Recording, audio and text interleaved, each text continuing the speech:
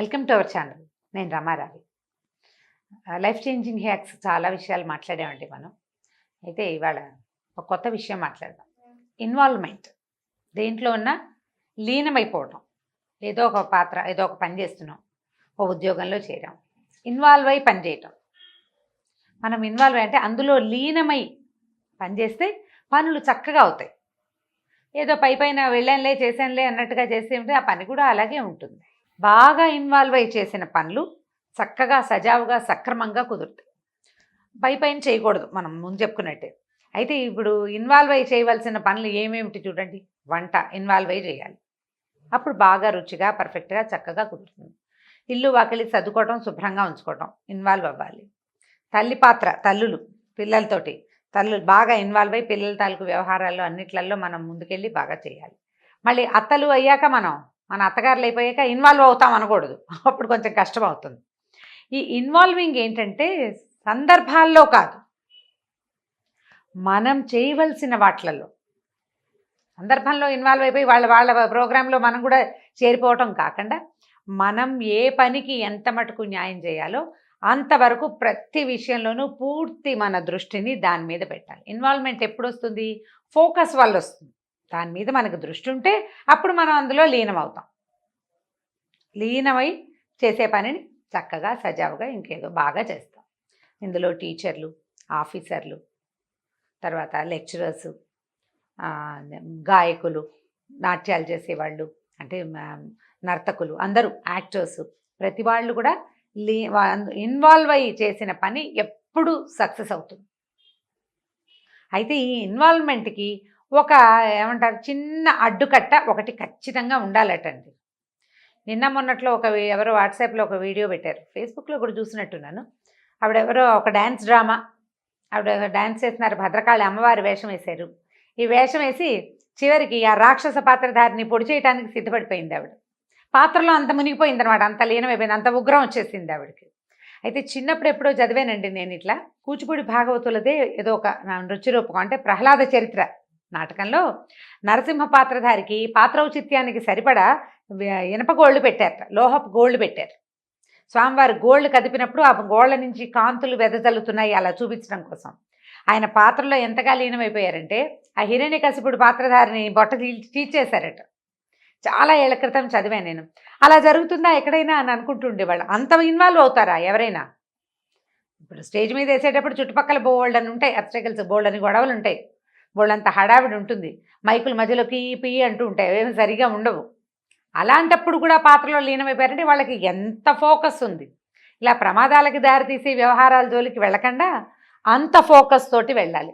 ఇప్పుడు నిన్న చూసిన డ్యాన్స్ డ్రామా చూసేసరికల్లా నాకు ఆ పాత నరసింహస్వామి సంగతి జ్ఞాపకం వచ్చిందనమాట. అయితే ఇన్వాల్వ్మెంట్ అయినా ఇంకేమైనా ఉందా అనేది మనకైతే తెలీదు. చూడ్డానికి మాత్రం ఆవిడ బాగా ఇన్వాల్వ్ అయిపోయినట్టు, అందులోకి లీనమైపోయినట్టుగా కనపడింది. ఇప్పుడు లీనమైపోవటం ఎప్పుడు కుదురుతుందండి? మనం దాని వెనకాల మన బుద్ధి వెళ్ళిపోవాలి.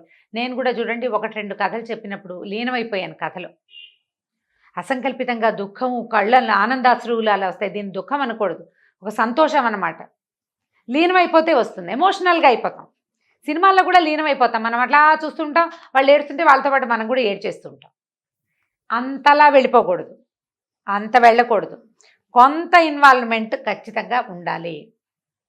ఈ పూర్తిగా ఇన్వాల్వ్ అయిపోయి మన జీవితాన్ని వదిలేసి టీచింగ్కే జీవితాన్ని అంకితం చేసి మన ఇంట్లో పిల్లలు, ఇంట్లో ఇల్లు వాకిలి ఏమైపోతున్నాయో పట్టించుకోకుండా అంత చేయకూడదు.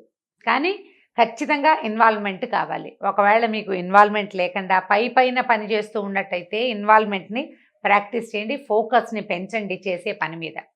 ఇప్పటిదాకా మీరు అందుకోలేకపోతున్నటువంటి సక్సెస్ని అందుకోగలుగుతారు విత్ ఫోకస్డ్ ఇన్వాల్వ్మెంట్ తోటి.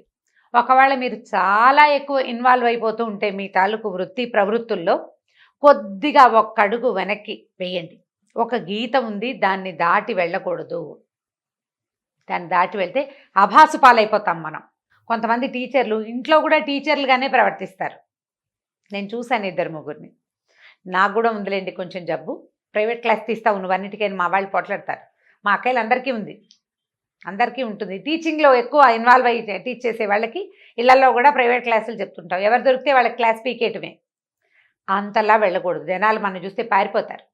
కొద్దిపాటి ఇన్వాల్వ్మెంట్ తగ్గించుకోవాలి.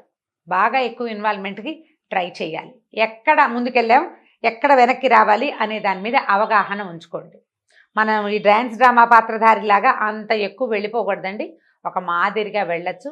అయితే ఇవి దాన్ని ఆధ్యాత్మికంగా తీసుకోవాలా, ఒక ఇన్వాల్వ్‌మెంట్‌గా సాధారణమైన ఫోకస్డ్ ఇన్వాల్వ్‌మెంట్‌గా తీసుకోవాలా అనేది బాగా నాకు అర్థం కాలేదు గానీ, అది చూసాక ఈ మాటలు దీంతో కలిపి చెప్పాలనిపించింది నాకు. మనం లైఫ్‌లో కూడా అలాగే వెళ్ళిపోతూ ఉంటాం. అంతలా వెళ్ళిపోకుండా కొంతే వెళ్ళటం ఎలా? దేంట్లోకైనా ఎక్కువ మునిగిపోకుండా ఏమైనా ప్రోగ్రామ్స్ వస్తే మమేకమైపోయి అందులోకే వెళ్ళిపోయి ఈ ఇల్లు వాకిలి అన్నీ మర్చిపోయి వాటి కోసమే పరుగులు పెట్టే ప్రవర్తన ఉంటుంది కొంతమందికి. వెనకాల ఏమవుతుందో చూసుకోలేకపోతాం. మన చుట్టుపక్కల ఏం జరుగుతుందో తెలీదు. మనము అది తప్ప. చాలా రోజుల క్రితం ఒక ఆవిడ ఫోన్ చేశారు కూడా. ఆవిడకేంటంటే టైంకి పంక్చువల్‌గా వెళ్ళిపోవాలి. ఆ కాలేజ్‌కో, ఆఫీసో ఎక్కడో వర్క్ చేస్తున్నారు. ఎక్కడ అనేది బాగా గుర్తులేదు. మొత్తానికి పని చేస్తున్నారు. ఆవిడ ఒక్కరే వెళ్తారట టైంకి. మిగిలిన వాళ్ళెవరు రారు. అందరూ నీ వల్ల మాకు తిట్లు పడుతున్నాయని కేకలేస్తున్నారట. నేను ఎక్కువ ఇన్వాల్వ్ అయ్యి ఇలా పనిచేయటం తప్పా అమ్మా అని అడిగారు నన్ను. పాపం ఆవిడది తప్పని ఎలా అంటాం? మిగిలిన వాళ్ళేమో కొంచెం ఫోకస్డ్‌గా ముందుకెళ్ళాలి. ఆవిడేమో ఒక రవ్వ తగ్గించుకోవాలి. ఇలాంటి వ్యవహారాలు ఎక్కడైనా ఉంటే మనకి లేదనుకున్నప్పుడు కొంచెం ముందుకెళ్ళండి. మనకి ఎక్కువగా ఉందనుకున్నప్పుడు ఒక రవ్వ వెనక్కి అడుగు వేయండి. ఇన్వాల్వ్‌మెంట్ తోటి ఉండాలి. పని చేయాలి. మోతాదుగా. ఇది జ్ఞాపకం పెట్టుకోండి. ఈ వీడియో కనుక నచ్చినట్లయితే లైక్ చేయండి, షేర్ చేయండి. మరిన్ని వీడియోస్ కోసం మా ఛానల్‌ని సబ్స్క్రైబ్ చేసుకోండి.